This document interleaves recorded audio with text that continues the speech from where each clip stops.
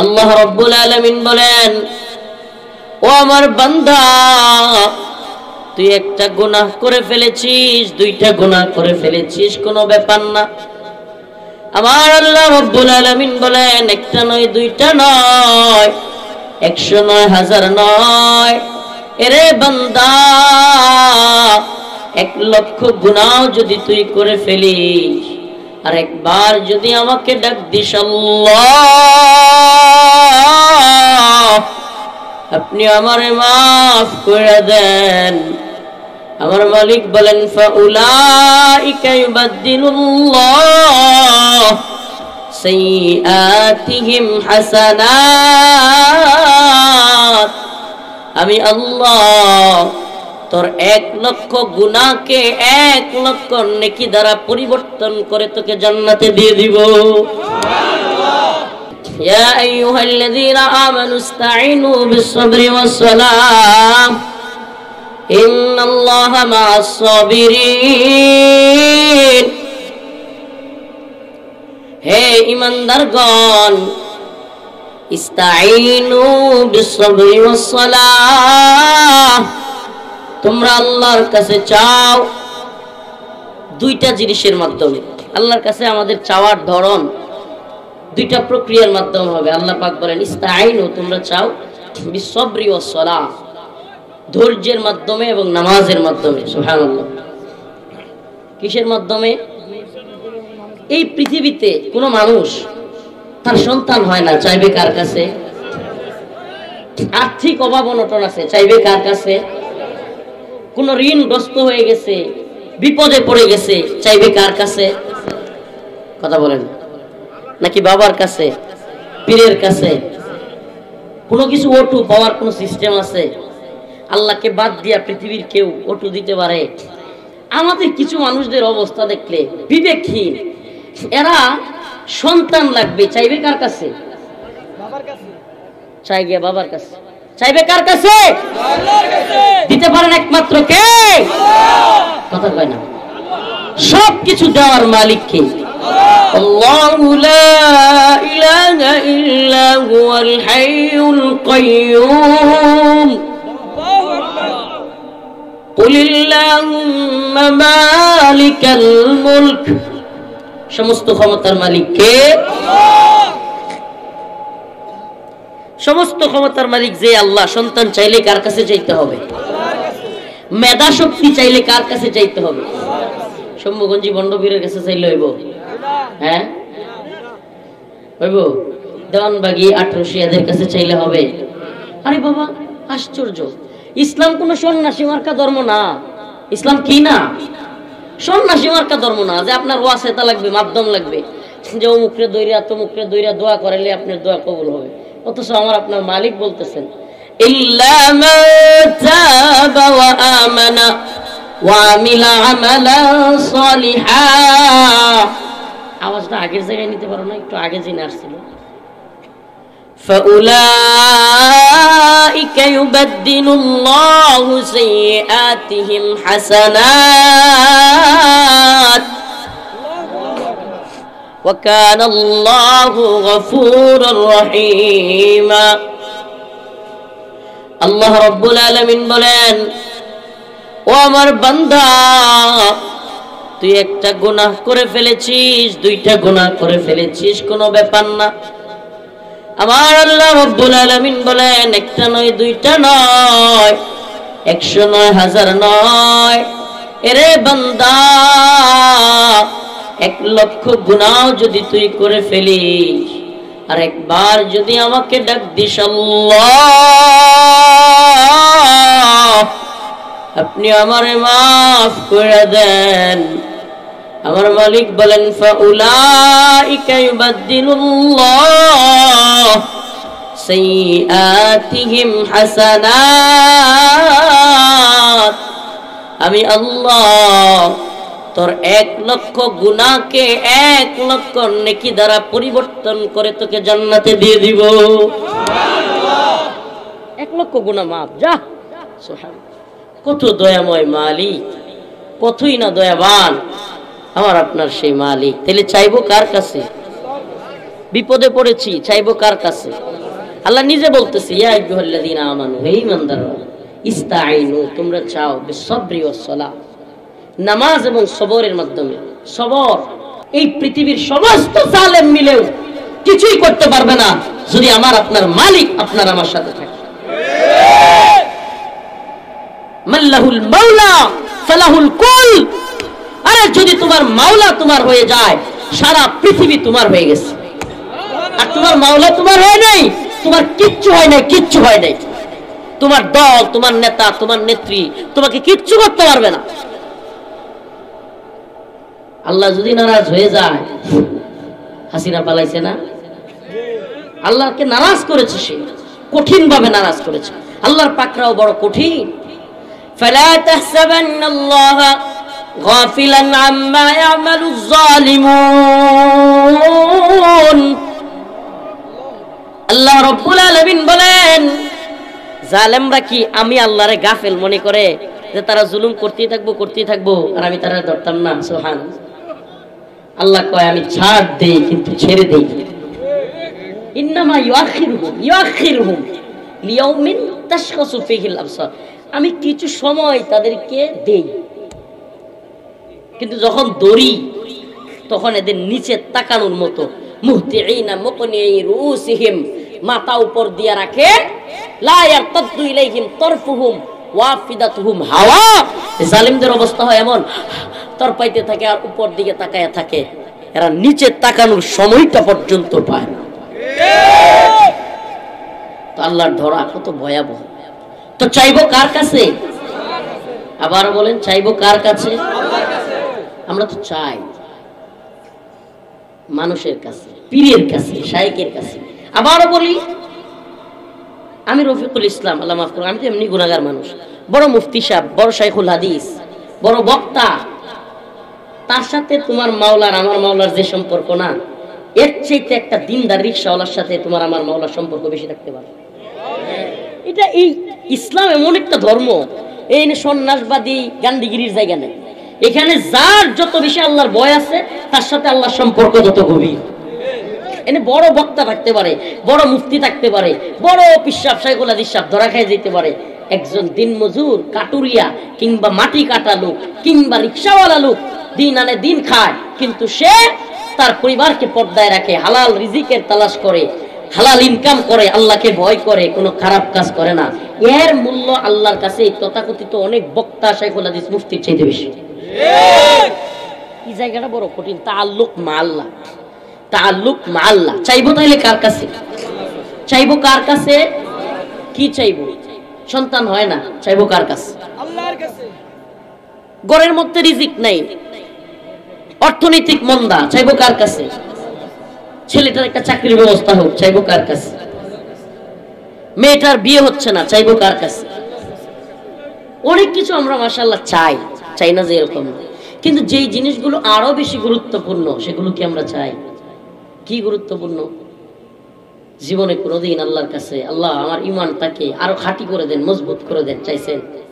সত্যি কোন এটা যে কত গুরুত্বপূর্ণ, আমরা নিজেদেরকে একেবারে পাক্কা মুমিন মনে করি, অথচ আল্লাহ পাক কত বড় বড় নামধারী, কত বড় বড় শাইখুল হাদিস, কত বড় বড় মুফতি, বক্তা, জামানার বড় বড় আলেমদেরকে আল্লাহ পাক এমন হয়েছে যে দেখা গেছে দিন শেষে সে বেঈমান হয়ে মারা গেছে। বেঈমান, বেঈমান, আল্লাহর নবীর সাহাবী। আপনি আমি কি মিয়া, স্বচক্ষে চর্মচক্ষু দিয়া আমাদের কোরআন সুন্নাহ অনুযায়ী রাষ্ট্র ব্যবস্থা দরকার। কোনদিন দোয়া করছেন আল্লাহর কাছে যে আল্লাহ হাসিনা গেল, এই সরকার আইলো, বরেমান কেডা আইবো, খালি জুলুমই তো হয়, আমরা তো আর দিন ভালো হয় না, জিনিসপত্রেরও দাম কমে না, রাস্তাঘাটও ভালো হয় না, চাকরিও বোলাবানের হয় না, দেশের অবস্থার চেষ্টা করো। আমরা হাসিনারা দৌড়াইছি কেন? হাসিনার বিরুদ্ধে কথা বলছি কেন? সে ইসলামের বিরুদ্ধে গেছে, দেশের শত শত আলেমদেরকে কারাগারে গেছে, এদেশে শত শত আলেমদেরকে রিমান্ডে নিয়ে শাস্তি, রিমান্ডে নিয়ে নির্যাতন করেছে। এদেশে আলেমদেরকে কারাগার থেকে মৃত অবস্থায় হাসিনার কারণে বের করতে হয়েছে। যদি আমাদের কথা বলেন, আমি আপনাকে প্রশ্ন করব, বাংলাদেশে কোন দলের লোক, কোন দলের লোক মানুষ ক্রিকেটে ব্যাট বল খেলা ছক্কা চার মাইরা সেঞ্চুরি করে, বলেন তো কোন দলের লোক 100 মেয়েকে ধর্ষণ করে সেঞ্চুরি উদযাপন করছে? আওয়ামী লীগ, ছাত্রলীগ। মানিক জাহাঙ্গীরনগর বিশ্ববিদ্যালয়ের ছেলে মানিক 100 আমার বোনকে, আমাদের বোনদের ধর্ষণ করে ইজ্জত হরণ করে সে মিষ্টি বিতরণ করেছিল ছাত্রলীগের পোলা। নাম কি? এই আওয়ামী লীগের অঙ্গ সংগঠন মানিক। এটা অনেকে জানে, ইউটিউবে সার্চ দিলেও পাবেন। মিষ্টি বিতরণ করছে। মেয়েকে, স্ত্রীকে স্বামীর সামনে দর্শন করেছে কোন দলের লোক? সিলেট এমসি কলেজে। এগুলো এই দেশে হয়েছে। আওয়ামী লীগ যদি এখনো না বুঝে, এগুলো লজ্জা নাই। আমার যেটা মনে হয়, আওয়ামী লীগ যারা করে এদের সাথে বড় বেহায়া পৃথিবীতে মনে হয়। কেন জানেন? কারণ যেই দলের নেত্রী তাদের নেতাদের বিপদের মুখে রেখে পালায়া যায়, এই নেত্রী এই দলের নিয়ে গর্ব নয়, লজ্জা করা উচিত। লজ্জা নাই, লজ্জা করেও না। তো এমসি কলেজে স্বামীর সামনে স্ত্রীকে দর্শন করেছে কোন দল? একজন দুইজন না, গণহারে দর্শন করছে এই আওয়ামী লীগ, ছাত্রলীগ। বিশ্বজিৎ রায় হিন্দু ছেলে, হিন্দু যুবক। এই বেটা হিন্দু বলার পরেও এরা পিটায় মাইরা ফেলছে কোন দল? ভুলে গেছেন সব? একটু মনে করাই দিই আপনাদের। আমার ভাই আবরার ফাহাদ বুয়েটের ছাত্র, মেধাবী ছাত্র। আবরার চরম থুকুর মেধাবী ছাত্র ছিল। শুধু একটা পোস্ট করছিল, ভারত যখন বন্যায় মানুষকে ভাসায় নিয়ে যাচ্ছে, সে পোস্ট করেছিল, আমরা আপনাদেরকে টনকে টন ইলিশ দেই আর আপনারা আমাদের বন্যার পানি ছেড়ে দেন, ঠিক আছে? তাহলে আমরা আরো বেশি ইলিশ চাষ করে আগামীতে আরো বেশি করে ইলিশ পাঠাবো। এতটুকু দুষ্টামি যে আমাদেরকে বন্যায় ভাসায় দেন, অথচ আমরা আপনাদেরকে ইলিশ পাঠাই, আমাদেরকে মারেন আপনারা, আমাদের গুলি করে সীমান্তে হত্যা করেন। এই আবরার ফাহাদকে ভারতীয় দালাল এই আওয়ামী লীগ, ছাত্রলীগ পিঠে কি করছিল? ভুলে গেছেন আপনারা সব? আবরার ফাহাদের কথা কারো মনে নেই? আর কত বলবো? এই যে মীর সাইদ, আবু সাইদের বাড়ির পাশ থেকে গতকালকে প্রোগ্রাম করে আসলাম, মাহফিল থেকে। আরো অসংখ্য সাইদকে কারা হত্যা করেছে? কারা এই দেশের অসংখ্য আলেমদেরকে দাড়িতে ধরেছে? আপনারা কি দেখেন নাই? শাইখুল হাদিস ইবনে শাইখুল হাদিস মামুনুল হক শাহবুজুরের দায়িত্ব ধরে না এরা? এই দলিত অসংখ্য আলেমদেরকে। আমি আমার কথা বলি, আমার জুব্বা টেনে খুলে ফেলেছে, আমার লুঙ্গি পর্যন্ত পরনে খুলে ফেলেছে, মহিলাদেরকে দিয়া ছবি তুলছে জড়ায়া দইরা। এই আওয়ামী লীগ সরকার। তাইলে এদেরকে আপনারা চান? আপনাদের কি লজ্জাও নাই না? আপনাদের কি মানুষের প্রতি বা দেশের প্রতি দরদও নাই? খালি টাকা কামাইছেন আওয়ামী লীগের সময় আর ক্ষমতার দাপট দেখাইছেন, এটার জন্য এখন আবার ওই দালালির জন্য যাই করুক, দেশ গোল্লাই যাক, আমি তো ভালো ছিলাম, এই জন্য আওয়ামী লীগ চান। প্রিয় হাজিরিন, এরা আলেমদেরকে ফাঁসি দিতে পারে নাই।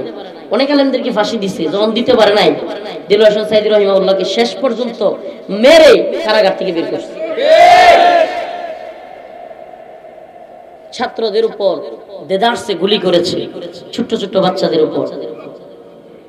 আমাকে বলেন, এখন আবার এই নির্লজ্জ বেহায়া মহিলা আবার বাহিরের রাষ্ট্র থেকে ফোন দিয়া কয় আমি চাই নাই মানুষ মারা যাক, এজন্য চলে আসছি। মানে শরম তো নাই। মিথ্যা সাবলীল ভাষায় একেবারে অকপটে বলার জন্য যদি গিনেস ওয়ার্ল্ড বুকে কারো নাম উঠতো, এই হাসিনার নাম। এবং যদি মিথ্যা বলার কারণে কেউ মানে সুন্দরভাবে গুছাইয়া পরিপাটির সাথে সাজানো গোছানো ভাবে সত্যের মতো কইরা মিথ্যা বলার জন্য কেউ ইয়া পুরস্কার পাইতো, নোবেল জয় করতে পারতো, হাসিনা নোবেল করতে পারতো, এটা আমি কনফার্ম। এই মহিলা আপনারা একটা থিওরি বলে দিই আজকে, সমাজে যাদের সাথে চলেন, আমাদের সমাজে এমন মানুষ থাকতে পারে, আল্লাহ মাফ করুন, এদের থেকে সাবধান থাকবেন। এটা থিওরি দিয়ে দিচ্ছি। কোন লোক যদি চোখে চোখে তাকায় মিথ্যা বলতে পারে, এই লোক ভয়ঙ্কর। এটা একবার মিলাই নিবেন। যেই লোক আপনি জানেন যে এটা মিথ্যা, অথচ চোখে চোখে তাকায় বলতেছে, এই লোক বড় ভয়ঙ্কর মানুষ, ঠান্ডা মাথায় খুনও করে ফেলতে পারে। এদের থেকে সাবধান থাকবেন। ডিবি হারুনের কথা বলি। হারুন আমার কাপড় চোপড় খুইলে এইভাবে মহিলা দিয়ে ভিডিও করছে ক্যামেরা দিয়া, অথচ 4 দিন পরে সে তার অফিসে আমার ইফতারির দাওয়াত দিচ্ছে। তো সকল ওসি এডিসি এদের সামনে আমরা ইফতারি নিয়ে বসছি প্লেটে, আমার অজুরে চোখ দিয়ে পানি পড়তেছে, ইফতারের মধ্যে পানি পড়ার অবস্থা। তো এই অবস্থায় ওই হারুন, আমি মনে মনে চিন্তা করছি, আল্লাহ এ আমারে কাপড় চোপড় খুইলে এই ধরনের মহিলা দিয়ে ছবি টবি তুলছে, এর খাবারটা আমি খামো না। অথচ সারাদিন রোজা রাখছি, সেহরি ওইভাবে খাই নাই, শরীরের অবস্থা তো কি বুঝেনি। চিন্তা করতেছি না খাইও কি করবো, না খাইও তো কি নাই, উপায় নাই। কিন্তু কান্না আসতেছে চরম বড়। এই নির্লজ্জ সব ওসিয়ার এডিসির সামনে বলে কিনা, হুজুর আপনি কয়দিন ধরে এখানে? আমি বলছি 4 দিন। তেজগাঁও থানায়, সে তো তেজগাঁও জুনের 6টা থানার ডিসি। তখন আমার বলতেছে, হাই হাই কি বলেন আপনি 4 দিন ধরে এখানে, আর আমি জানি না। হ্যাঁ দিব্যি আমার চোখের সামনে। কত বড় নির্লজ্জ বলে। ওই যে বললাম, চোখে চোখে তাকায় যদি কেউ মিথ্যা বলতে পারে, এ লোক বড় ভয়ঙ্কর, এদিক থেকে সাবধানে থাকবে। তো যে কথা বলতেছিলাম যে আমরা চাইবো কার কাছে, কথা কয় না, আমার আলোচনার বিষয় ও এখনো সেটাই। আমরা ঈমান চাই না, দ্বীন চাই না। কখনো চেয়েছেন? সত্যি বলেন, শেষ কবে আল্লাহর কাছে বলছেন, আল্লাহ আমার ঈমানটাকে পরিপূর্ণ করে দেন? আপনি কি ঈমানদার হয়ে গেছেন? হযরত ওমর, হুযায়ফা ইবনুল ইয়ামান রাদিয়াল্লাহু আনহুর কাছে আল্লাহর নবী মুনাফিকদের লিস্ট দিয়ে গেছিলেন। কি মুনাফিকদের কি দিছিলেন? লিস্ট দিয়ে গেছিলেন। হযরত ওমর বারবার যায় কয়, হুযায়ফা দেহসে মুনাফিকের লিস্টে আমার নাম নাই তো। আপনি কল্পনা করতে পারেন নি আপনি কি এর ইমানদার, আমি আপনি কি এর ইমানদার হয়ে গেছি গো। এক ওয়াক্ত নামাজ পড়লে আমরা এলাকার মধ্যে একটু ব্যবসা পাই, আমি নামাজি, তোমার নাম। এলাকার এক যুবক হঠাৎ করে মসজিদে আসলে, তুইও নামাজ হয়েছস? মুরব্বী চাচা, হ্যাঁ খুব বড় নামাজ হয়ে গেছে। হ্যাঁ তো গড়ে মূল্য নাই, বেটি ধরে কিল দেয় মসজিদে বেরিয়ে, হ্যাঁ আর হ্যাঁ নামাজ হয়ে সাজছে। নামাজ পড়েন, আপনাদেরকে বাবা ছোট করতেছি না, কিন্তু অন্য নামাজকে চাচ্ছিল্য করবেন, এই নামাজের মূল্যই নাই আল্লাহ। আরে ভাই, একটা যুবক ছেলে প্রেমে ব্যর্থ হয়ে হোক, কিংবা শেখা খায়া বেকা খায়া হোক, যে কোনো কারণে হোক, অর্থনৈতিক সংকটের কারণে হোক, বিয়ার পেরেশানিতে হোক, নামাজের মধ্যে আসছে, সে কষ্টে পেরেশানিতে তার মালিকের কাছে আসছে। আর আপনি যখন খুঁচা মারলেন, কিরে তুইও দিয়ে নামাজ পড়তে আসছস, এর মনে কষ্ট লাগবো কিনা? মসজিদ ছেড়ে দিতে পারে। তো আপনি যে এই নামাজের কইরা এই খুচাটা দিলেন, আপনি নামাজি আরো বৃদ্ধি করলেন নাকি নামাজি আরো কমাইলেন? প্রিয় উপস্থিতি, তো এই জন্য ইমানকে, নিজের ইমানকে সম্পূর্ণ মনে না করা। ইমানদাররা কখনো নিজের ইমানকে কি মনে করে না? সম্পূর্ণ মনে করে না। আরে উমর রাদিয়াল্লাহু আনহু খলিফাতুল মুসলিমিন, আশারায়ে মুবাশশারা, 10 জন জান্নাতের দুনিয়ায় থাকা 10 জন লিস্টেড জান্নাতের সুসংবাদ প্রাপ্ত সাহাবীদের একজনের নাম হলো হযরতুল উমর। সেই উমর গিয়া কয়, ভাই হুযায়ফা, দেখো তো আমার নামটা মুনাফিকের লিস্টে নাই তো। কল্পনা করা যায় লাউ কানা বাদি নবিয়ান লাকানা উমর। আল্লাহ রাসূল বলেছেন, আমার পরে যদি নবী হওয়ার আর কোনো সম্ভাবনা থাকতো তাহলে সেটা হতো উমর। সুবহানাল্লাহ। লাউ কানা বাদি নবিয়ান লাকানা উমর। সেই উমর হুযায়ফা ইবনুল ইয়ামানের কাছে গিয়ে কি কয়, দেখো তো ভাই মুনাফিকের লিস্টে আমার নামটা নাই তো। আর আমি আপনি এমন বড় সাচ্চা ইমানদার সাজ্জি, আল্লাহ আমাদেরকে মাফ করুন। আমার ঘরে পর্দা নাই, আমার খবরই নেই, আমি দিন বুঝছি। আমার ঘরে পর্দা নাই, আমার ভাই মানুষের আল কেটে আমি কিছু কই না। আমার ভাই মানুষের কি করে, কাটিং মাস্টার হয়ে গেছে, গাইলে এইভাবে তেরায় তেরায় কাটে। 2-3 বছর পরে জমিতে গেলে হ্যাঁ 2 হাত বেড়ে যায়। অবশ্য আমি আমার ভাইকে কিচ্ছু বলি না, আমি ইমানদার সাচ্চা বলছি। আমার বাড়িতে বিয়ে হচ্ছে, আমার মেয়ের, আমার ছেলের, কিরে চাচা নামাজ পড়ে, জোহরের নামাজ পড়ে বাড়িতে না। অন্য লোকেরা জিজ্ঞেস, কি চাচা আপনি বাড়িতে যান না? কয় পোলা মানে একটু দুষ্টামি করতেছে তো, আমাকে কি দিনটা শেষ হচ্ছে। ছেলে মেয়ে একসাথে উল্টা, একটা ভাবি দেওয়ারের উপরে পড়তেছে, দেওয়ার ভাবির উপরে পড়তেছে, শালি দুলাভাইয়ের উপরে উঠতেছে মাখামাখির নামে। নাউজুবিল্লাহ। ফরজ বিধান আল্লাহ, পর্দা বিরোধিতা হচ্ছে, তার খবরই নাই। সে নামাজ পড়তেছে আর আসে না, ছেলে মেয়ের সুযোগ দিছে। ও মিয়া আপনি দিনই বুঝেন না, আপনি দিন বুঝেন নাই। এই জন্য ইমানের ব্যাপারে নিজেকে কমজোরি মনে করা এটা মুমিনের লক্ষণ, আর ইমানের ব্যাপারে নিজেকে পাক্কা মনে করা এটা নিফাকের লক্ষণ। তো আল্লাহর কাছে চাওয়ার মধ্যে এই চাওয়াগুলো কখনো আসছে, আল্লাহ আল্লাহ গো আমার ইমানকে পরিপূর্ণ করে দেন। আরে বিশ্বাস করেন আপনি ফজরের নামাজের সঙ্গে উঠতে পারেন না, এই দু শয়তান দেন আরে করেন ইমানের দুর্বলতা, ইমানের দুর্বলতা। যদি জানতেন আল্লাহ রাসূল বলেছে মান তারাকা সালাতান ওয়াহিদান মুতাআম্মিদান ফাকাদ কাফারা, যে ব্যক্তি এক ওয়াক্ত নামাজ ইচ্ছাকৃত পরিত্যাগ করলো সে কুফরি করলো। কুফরি কি করলো? এই বিশ্বাস যার অন্তরে আছে। ইমাম আহমদ ইবনে হাম্বল বলেন যে ব্যক্তি ইচ্ছা করে নামাজ পরিত্যাগ করে তোমরা তার জানাজায় যাও না, তাকে মুসলিমদের কবরে দাফন করিও না। কত ভয়ঙ্কর কথা। ইমাম আহমদ ইবনে হাম্বল বলেন যে ব্যক্তি ইচ্ছাকৃত নামাজ পরিত্যাগ করে সে কি করছে? আল্লাহ রাসূলের কথা, মান তারাকা সালাতান ওয়াহিদান মুতাআম্মিদান ফাকাদ কাফারা, সে কুফরি করে ফেলছে, তার জানাজা পড়া যাবে না, তাকে মুসলিমদের কবরে দাফন করা যাবে না।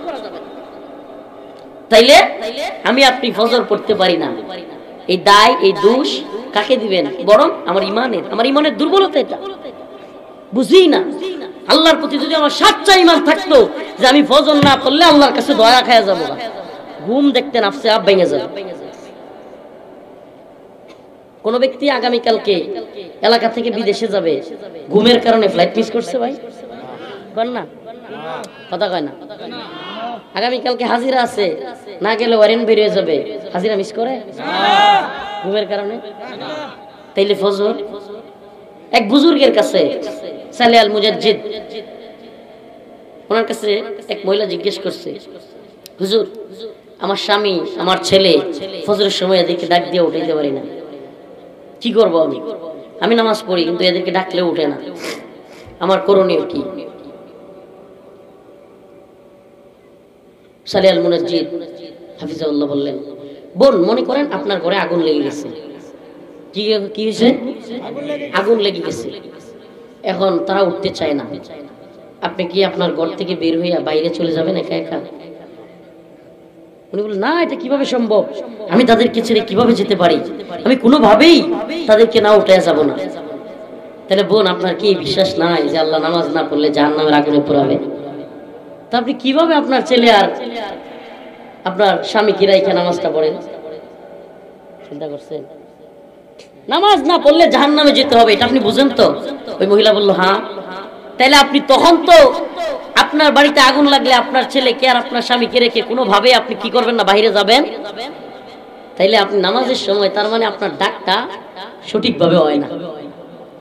কি হয় না?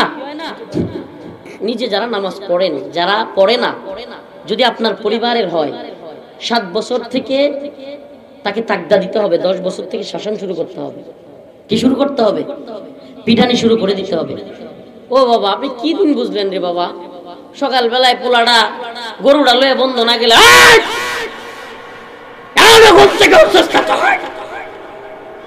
শিক্ষা দেয় নাকি?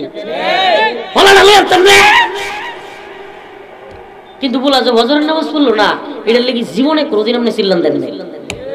আপনি দিন বুঝেন নাই, এই জন্য চিল্লানি দেন নাই। আপনি দিন বুঝেন নাই, দুনিয়াটা শিখছেন, দুনিয়া বুঝছেন। আপনার গরুটা না খাইলে, আপনার জমিটা হাল চাষ না হইলে ক্ষতি হবে, এটা বুঝছেন। আপনার ছেলেটা নামাজ না পড়লে জাহান্নামে যাবে, এটা বুঝেনি নাই আপনি। কি লেগে তাইলে নামাজ পড়েন? আপনি নামাজ পড়েন দেহান বলে। আপনার নামাজের শাসন আপনার পরিবারে অবশ্যই হইতো যদি আপনি নামাজ না পড়লে জাহান্নামে যেতে হবে, এটা আপনি বুঝতেন। উতলু মা উহিয়া ইলাইকা মিনাল কিতাব আকিমিস সালাহ। আল্লাহ বলেন, ও আমার নবী পয়গম্বর, আপনি সবাইকে নামাজের কথা বলেন, নিজেও তিলাওয়াত করেন, নামাজ কায়েম করেন। ইন্নাস সালাতা তানহা আনিল ফাহশাই ওয়াল মুনকার। নিশ্চয়ই নামাজ সমস্ত খারাপ কাজ হতে বিরত রাখে। সুবহানাল্লাহ। আল্লাহর নবীর কাছে এক লোক বিচার নিয়ে আসছে, রাসূলুল্লাহ অমুক লোক নামাজ পড়ে চুরিও করে, নামাজ পড়তে দাও, চুরি ছাইরা দিবে। সুবহানাল্লাহ। এবড়া কিসে রে? নামাজ নামাজ পড়ে কি করে? আল্লাহ রাসূল বলেন পরে নামাজ পড়তে দাও, ছুরি ছেড়ে দিবে। সুবহানাল্লাহ। কয়েকদিন পর নামাজ পড়ে ঠিকই ছুরি ছেড়ে দিচ্ছে। আপনাদের চোখেও ধরা পড়তে পারে যে অমুক লোক নামাজ পড়ে সুদও খায়, অমুক লোক নামাজ পড়ে বউরে পর্দায় রাখে না, নামাজ পড়ে আবার ঘুষও খায়, নামাজ পড়ে আবার বিভিন্ন ধরনের খারাপ কাজে লিপ্ত। আমি বলি ভাই নামাজটা তো পড়ে। আপনি যে বলেন আমার ইমান খাঁটি, আমি নামাজ পড়ি না, কি যে অমুকে নামাজ পড়ে গুনাহ করে। আমি বলি ইমান খাঁটি তখন বোঝা যাইতো যখন আপনি নামাজও পড়তেন গুনাহও না করতেন। এই বেড়াগিরি করেন না, আমি নামাজ পড়ি না ঠিক আছে কিন্তু আমার ইমান শক্ত। হয় মিয়া তোমার কসুর ইমান, যে ইমান তোমার মসজিদ পর্যন্ত দৌড়ায় নিতে পারে না, এই ইমান তোমার জাহান্নামের আগুন থেকে কেমনে বাঁচাইবে? যে ইমান তোমার দৌড়াইয়া শাসটল থেকে মসজিদে নিতে পারে না, এই ইমান তোমার জাহান্নামের আগুন থেকে কেমনে বাঁচাইবে? কথা কয় না? কষ্ট লাগতেছে? কথাগুলো গায়ে লাগতেছে? তাইলে আমাদেরকে চাইতে হবে ওই ঈমান, যে ঈমান আমি নিজে তো নামাজ পড়বো, অন্য কেউ যেন নামাজের আহ্বানকারী হই।